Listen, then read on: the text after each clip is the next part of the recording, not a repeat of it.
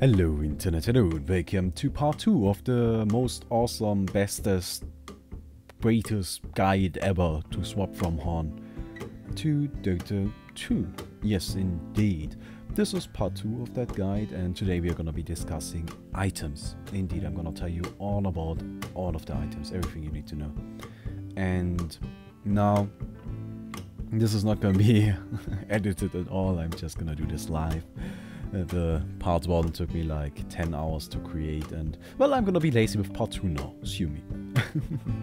Anyways, so let's just get started. I opened up the Dota 2 in-game menu for items, and well, here we go. So we've got Clarity. This is just a weaker version of HON's Mana Potion, right?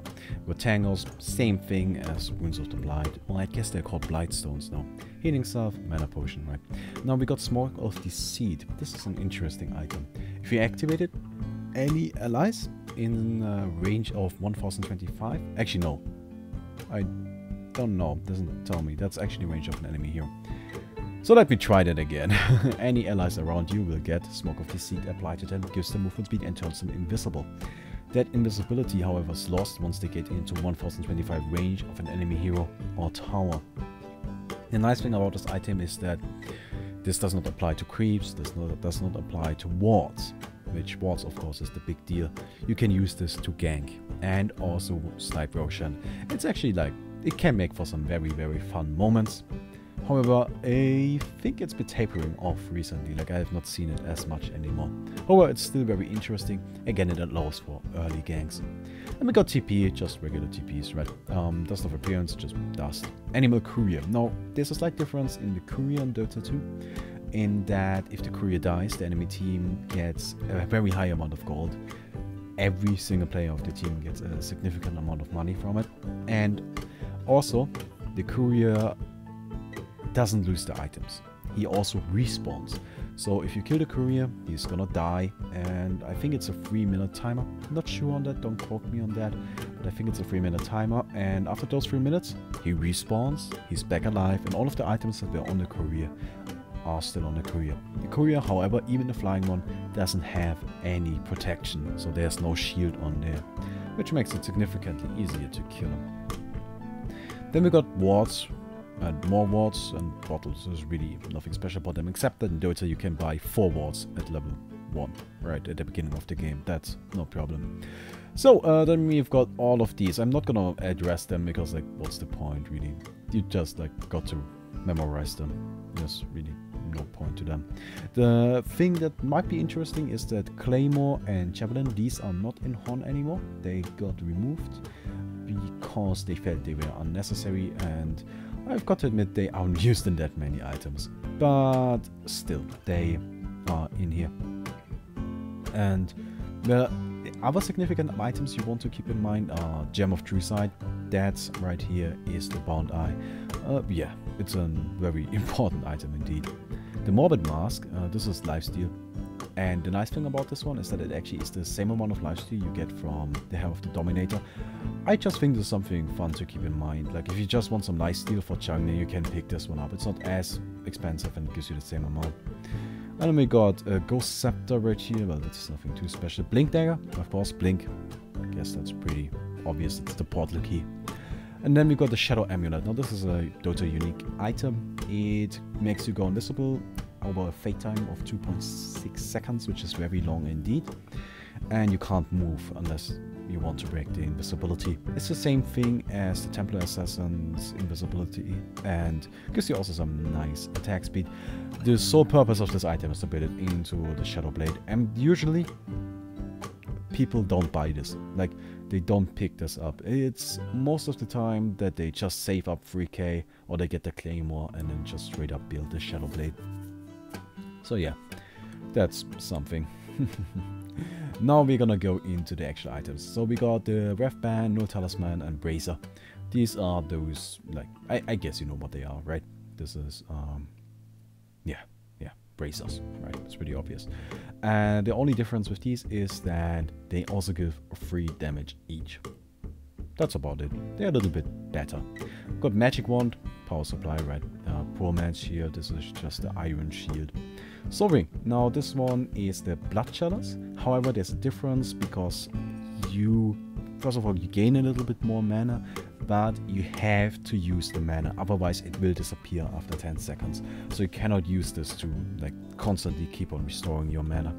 Then we got the Face Boots, which is Ghost Marchers, but there's a difference because the Face Boots are much slower, much slower, and the face is much weaker because it stops if you use an ability or an item. Just something to keep in mind. But it's also a little bit cheaper. If you're talking about a little bit cheaper, you have to keep in mind the Boots of Speed are actually only 450 gold in this game, and also a cloak is 550 gold. So those are just some differences in prices that may come into play. Then we've got the Power Treads, which are Steam Boots, gives a little bit more attack speed, gives a little bit less attributes. Oblivion Staff, Arcana, pretty much the same thing. Perseverance, same thing as the Sustainer. Then we got the Hand of Midas. Now, there's a difference between Hand of Midas and Alchemist Bombs, even though they're kind of similar, right? But Hand of Midas, the main purpose of this item is actually to give you experience early on at least.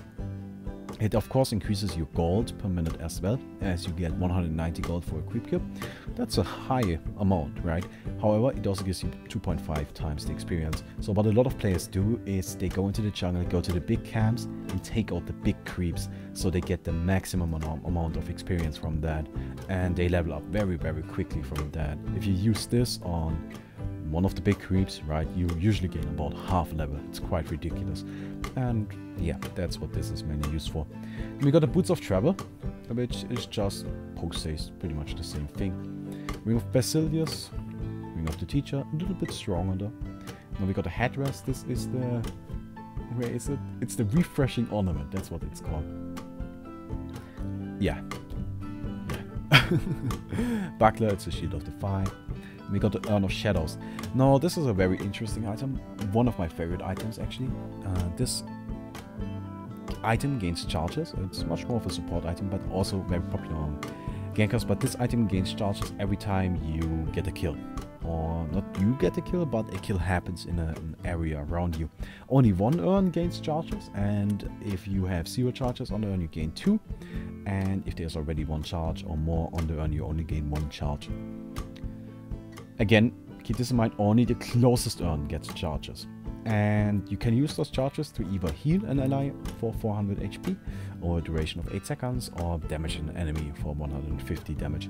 It's a very cheap item with a great potential. It's really amazing. Allows you to stay in a lane if you play very aggressive. I personally love getting it on almost every hero where I don't carry more of the aggressive early style heroes. Probably my favorite to get it on would be Tarrasque, because you can just go in, balls to the wall, get a kill, heal yourself up. It's really fun to play around with. Ring of Aquila, just a nice upgrade to combine the Ring of Basilius and the Wrath Band. It's just decent, gives you some nice stats. It's nothing amazing, right? But might as well get it. It's really not bad. It's actually pretty good. It just, yeah, just combines those two items. Usually pretty common on agility carries that can use those stats. Then we got Tranquil Boots. Now these boots are kind of weird. They restore 250 HP over 20 seconds while out of combat. Out of combat means hero combat. You can activate this and you will restore the HP. So you will restore the HP even though you're attacked by creeps. That does not matter. And same for the passive. Once they break, you will lose a lot of movement speed, and it takes a while for them to get back to their usual state. Now the thing about the Tranquil Boots is that they actually give you a very high amount of movement speed, armor, and a bit of, well, HP regeneration, and are very cheap. These are mostly carry boots.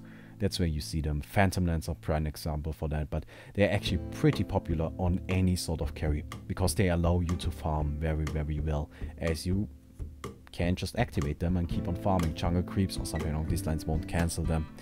And they give you some nice stats and movement speed, of course. Movement abilities are always useful for farming, which is why anti-mage farms so very quickly. Medallion of Courage reduces armor of you and your target, lasts 7 seconds. Same as the Lex Talionis that they just implemented into the HON. and it's mostly seen on like physical DPS carries, right? Most common pickup would be Lycan. Lycan gets this item a lot, but yeah, it's not seen on supports though. You have to keep this. This is not actually considered to be a support item. So yeah. Then we got the Arcane Boots, basically mana boots. Like you activate them, you gain mana. It's mana ring plus boots. Pretty simple. Drum of Endurance. This is one of the most common items to see in the entire game. Pretty much every game has like 4 or 5 of these. They give very nice stats for a very cheap price, give a great aura, and have a great active that gives even more movement speed and more attack speed for a short duration. Or it works based on charges, right? You have to keep that in mind. So it comes with 4 charges at first. You can refresh those charges if you buy the recipe again, but still. However, this is one of the most popular items in the game. It's seen on almost every role of hero. No, it's seen not on almost every role of hero. It's seen on every role of hero. Like on supports, on carries, on initiators. If you got a good early game, you can usually just go ahead, pick this one up. It won't do you any bad. It's just an amazing item. And we got Vladimir's Offering, or Vladimir's Offering actually. Just the same as a Bristol Skull, right? Mechanism, a weaker version, but actually, no, sorry.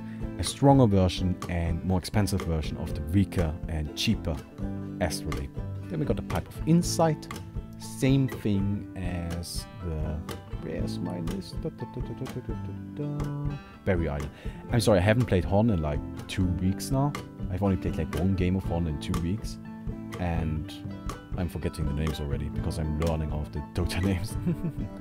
We've got Force Staff. This is the same as the Tablet of Command, except that you build it with a Ring of Regeneration, and it's a little bit more expensive too, but yeah, it's still an amazing item.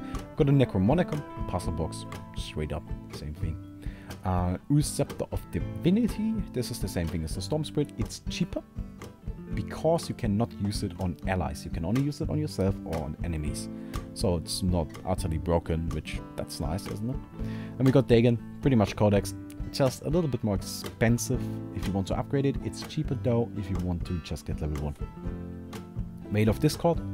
Now this is an item you only very rarely see. It gives you some nice stats, a little bit of armor, a little bit of intelligence, decent amount of HP regeneration. You can activate it to, right, I think it's pretty obvious, to increase magic damage enemies take. I don't ever see this item, like never. I honestly don't even know what the animation looks like because I have never picked it up and it's never picked up. Never. So I don't know what's up with that. Maybe it's just awful, but well, whatever. Then we got the Rod of Atos. This is a very interesting item, very popular on Skywrath Mage and Timbersaw.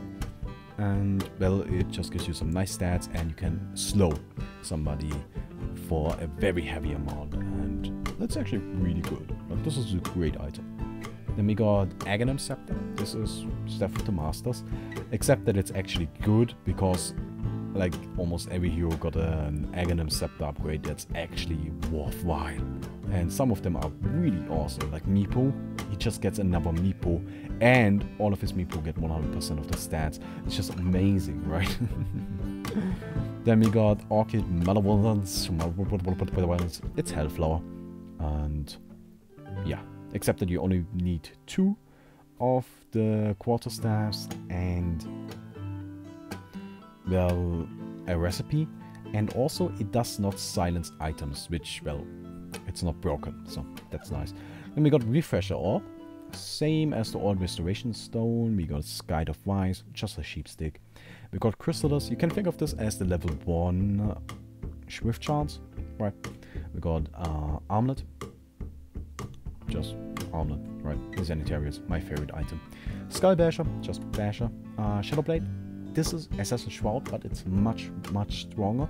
Not because of the item itself, but because invisibility is just much stronger in this game. You are able to dodge a lot of spells with invisibility, and it's really strong. I think it might even deserve its own video.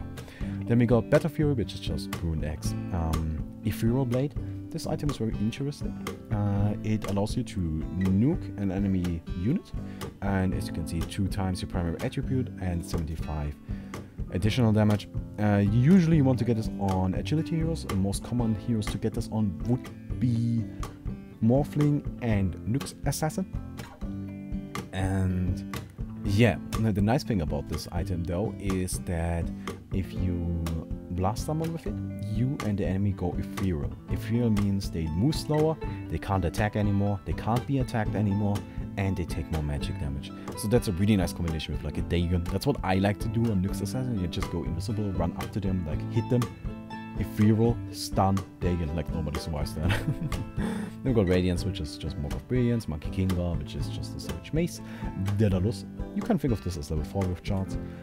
You even need to kind of upgrade it, like this builds into this, right? Butterfly, Wingbow, Divine Rapier, which is Doombringer, Abyssal Blade, upgrade to the Basher, which it gives you 100 additional damage. It's really, really strong, and the stun, an active stun, which is melee range, but it stuns the enemy unit for 2 seconds. It's just ridiculous. It's really, really good. This is an incredibly powerful item. You see this almost every game. Late game, this is just the item to go for because of that 100 additional damage. It's crazy good. Crazy good. Then we got the Hood of Defiance, which is the Shaman's Headdress, Blade Mail, which is Barbed Armor, Vanguard, Old Helm of the Black Legion, Soul Booster, just something you build into the Bloodstone really. Black Kingdom, Shrunken Head, Shiva's Guard is the Frostfield Plate, Manta Style is the Geometrous Bane, Bloodstone. Now this is just the Old Sacrificial Stone, if you remember that. If you don't, I will explain it anyways. It gives you stats, very, very good stats, and then it gives you regeneration based on how many charges the item has. Every time an enemy hero dies in a certain range, you gain a charge. And when you die, you will lose less gold and you respawn quicker based on how many charges you have. It also heals allies around you. It's actually an item that's reliant on you dying to get an active bonus, but also it gives you really nice stats. Very popular on Storm Spirit. Very popular on Storm Spirit. Then we got Lincoln Sphere, which is just a new stone, a little bit more expensive though. Sword Couriers, which is the Demonic Breastplate, but it doesn't use a Bulwark, as Bulwark is not in the game. Then we got the Heart of Tarrasque, just Behemoth's Heart, a little bit different though, as the regeneration is only active if you're not in combat. However, the regeneration is incredibly high. It's 2%, that's just crazy. Helm of the Dominator, yeah, it's just the same as Whispering Helm, except for the fact that you only got a 60 second cooldown on the domination. You can only dominate one creep, and if you upgrade the Helm of the Dominator into that Satanic, you will lose that creep, it will die. Mask of Madness, Old Elder Parasite, Sage. Now, this is kind of the same as Frostburn, but really it got a slow chance, right? 20% slow on a 15% chance. Gives you some nice stats though. Then we got a Yasha, which that's just a Frostburn. Maelstrom, which is just a Thunderclaw, Diffuse Blade, no Fire Blade, Desolator, and non-upgradable version of the Shieldbreaker, basically the old Shieldbreaker, right? Halberd, Heaven's Halberd. This one is interesting. It's an item that's for like strength carries that could use some damage, but also needs survivability, right? Evasion mainly. And also it's useful against an enemy DPS that's very, very much farmed. Like, this is an item you want to get against like a Phantom Assassin, right? And most commonly seen on Husker. That's where I see it a lot. Yeah, also sometimes on Tusk, but it's really cool actually. Very interesting item indeed. Also still has the maim and of course the evasion. That's what makes it useful. Then we got a Sage and Yasha, which is just Sage and Yasha. Mjolnir, Charged Hammer. Eye of Skadi, which that's the Frostwolf Skull, except that you build it with 2 ultimate orbs, right? And with 2 ultimate orbs and a point booster and an Orb of Venom. And then we got a Satanic, which is just the... what's it called? Oh, god damn it. Let me take a look at my list. Symbol of Rage. Okay, here we go. And then of course we got the secret shop right here, which these, you just have to remember these, right? You just have to remember these and you have to remember these. There's no way to go around that. We also got the Orb of Venom though. Now this is an interesting item. It's very, very cheap and gives you a unique attack modifier very early on in the game, and a 12% slow on hit if you're a melee hero. You don't ever see this on ranged heroes. It's just a melee item, right? This is most commonly seen on melee carries, right? Like Nakes or trying to come up with another one, but it's mostly Nakes actually. I personally like to get it on almost every melee carry. That's actually, just take a look at these right here. Might as well, right? Now, who do I see it often on? Oh yes, Lone Druid gets a lot on his bear, so that's a very nice place to put it. And actually you can pick it up on like every hero. It's so cheap, it's 275 gold, and it's just very, very cost effective. And yeah, most commonly seen on Nyx though. Nyx is like the top god tier carry at the moment, so yeah, you see a lot of Nyx. Anyways, so I hope you enjoyed this video. If you did, please don't forget to leave a rating on the video. And, well, I expect you guys to know this now, right? I expect you to know this, and yeah, so hope you enjoyed it. See you tomorrow.